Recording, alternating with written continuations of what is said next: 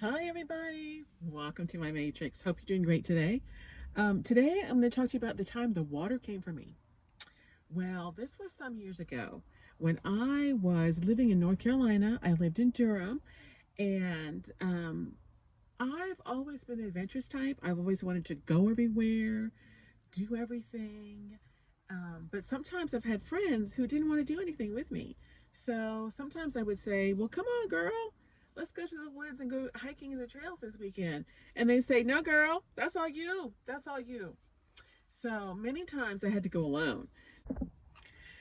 So when I lived in North Carolina, I lived in Durham, and there was a state park close by called the Eno River State Park. And that was a place I loved to go to. You could find me there just about on any given Saturday. I would go out there with my canteen full of water, my lunch, and my book, and I would be lunching and hiking the trails. And the Eno River Park itself was really beautiful, very rustic. The river itself is about 40 miles long, and it's named after the Eno River Indians who used to live along the riverbanks. Of course, they don't live there now, but they used to. And the park itself, I think, was established in the late 70s. So it's beautiful, it's rustic. They have hiking trails, they have trails for horseback riding, there's camping, there's even rustic camping, and there's even a suspension bridge over the water, which I loved. I would always hike over that bridge. And it was kind of treacherous because it, of course, was made out of this, I don't know, special wood. It was very rickety, so when you walked across it, you had to hold on to the sides because you would be swaying back and forth over the river as you walked over this suspension bridge. But needless to say, I loved it. So this one Saturday in particular, I'd gone out there with my lunch, and the tide, well, not the tide because it's not the ocean, but the river was low. So low, and this is something I did all the time, I could walk out in the middle of the riverbed and climb up on this one particular rock, which is probably, I would say, a good 8 feet high. It's a giant, giant boulder, 8 feet high. I'd say it's about the size of maybe two pickup trucks put together. It was huge. Anyway, I was able to find some footholds and some handholds, and I would always climb just to the very top. And I'd sit up on top of that big, giant boulder out in the middle of the river and eat lunch. So what this particular Saturday I was up there with my lunch and my book, and had already eaten my lunch. I had my canteen sitting next to me, and I was reading. And it was a beautiful day. I always check the weather when I go outside to the woods because I don't want to be out there in a storm. So I checked the weather. It was supposed to be clear all day. Well, and of course, you're never really alone in the woods at this park because there are always people around walking the trails with you. So you're never alone. There's always people, you can hear them, walking through the woods, rustling through the woods, and you see like maybe a shirt pass by through the dense foliage. So this day, I heard what sounded like a low rumble in the background. I thought, that's odd, very odd. It's not supposed to rain today. I checked the weather. Sunny day all day today, clear. So then I continued to read my book I was reading. And then I heard the low rumble again, only this time it was just ever so slightly louder. And I thought, that's really weird. Where's it thundering? So then all of a sudden I see these people. Now in the middle of the river, I had to walk a long ways through rocks and mud to get to where the boulder was. So I was kind of far away from the bank in the middle of the river. On each side of me, there was a lot of distance between me and the actual bank and the woods and the trail. And I was down. I mean, I was at the bottom of the river, so the trails were up above me and the trees were up above me. So I see these people and they're walking kind of fast through the woods. I thought, okay, maybe they're power walking, but they're walking toward me to where I am. They're going to be passing by me in the woods up above me.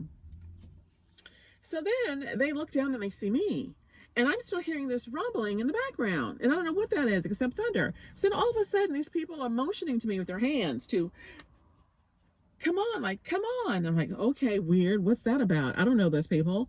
So then they start yelling, get off the water, get off the water. And I thought, there's no water. The water is gone. So then they start really yelling, get off the water, really loud, get off the water. And they both stop and they're motioning me to come on, come on. So then I thought something's wrong. I don't know what. They see something. I don't know. I mean, I'm in the woods. There could be bears. There could be, wildcats around because it's the real woods. We're not talking fake woods. We're talking real woods. And there are bears and there were cats around. So then I just start packing up my stuff, book, and get my canteen together. I'd eaten my sandwiches. So I had like plastic bags, trash, and they said, "No, leave that stuff alone. Just come on, get off the water, get off the water." They're yelling and they're screaming. And so I get really alarmed. So then and the rumbling in the background is getting louder. So then what I do? I didn't even grab, I started to grab the canteen of water. It was the only thing I could really grab, but I left it. I just jumped down from the rock. It was a far jump down. But when I did, I landed in water. There was no water when I went up there. And there wasn't supposed to be any water for a long time. Jumped down, and when I landed in the water was probably ankle deep. And it was rushing. And it was kind of strong. And I had a long way to go. And it was rushing water. And I was like, oh my God, what's happening? I don't even know what's happening. But the rumbling's getting louder and the people are still yelling, get off the water, get off the water now, run. So then I start running. And suddenly they're starting moving toward me through the trees, off the trails, coming down the embankment to where I am to reach me. So I'm running through the water and the water is actually getting higher and higher and higher. Oh my God. So then when I get close enough, the people tell me to jump and, like reach toward their arms. So then their arms are outstretched toward me in the water. And I kind of like leap up toward them and they grab me, both of my hands, a man and a woman, each of them grab one of my arms and they drag me out of the water. And by this time, the water had actually gotten up to my knees. I was almost a goner because it was, what do you call those things? When the water, oh my gosh, it just flooded my head. Flash flood. Water from the mountains apparently had begun to rush downstream, whether in the mountains it had been raining or whatever. Anyway, it was a flash flood coming toward me. I was out in the middle of a river. It was coming toward me to carry me away. Those people, thank God they were there. They were my angels. They dragged me out of the water and dragged me up onto the bank. When I looked back where I was, my boulder, the water had actually reached all the way to the top. And normally when the river is high out there, when I'm in the trails, you can't see the boulder at all. Maybe just the top, and there's something out there. So the water was rushing over the top of my boulder. My book was gone. My canteen was gone. My trash was gone. And those people saved my life. And, just because it was pure ignorance. I didn't know that was water rushing downstream toward me as fast as it could for a flash flood. But they knew. Thank God they knew. And they saved me that day. So, that was my adventure where the water was definitely coming for me. As I said before, I've always been adventurous and I've never forgotten that lesson. So, I've always, and of course, I've been back since that day.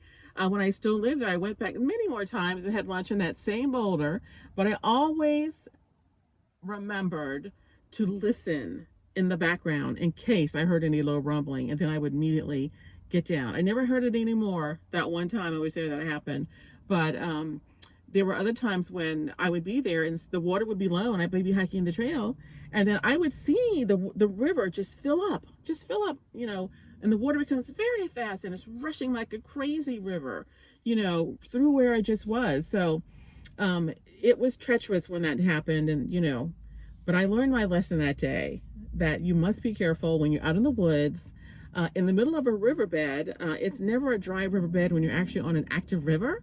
So that flash flood can happen at any time, rushing from the mountains of North Carolina down to where we were in Durham.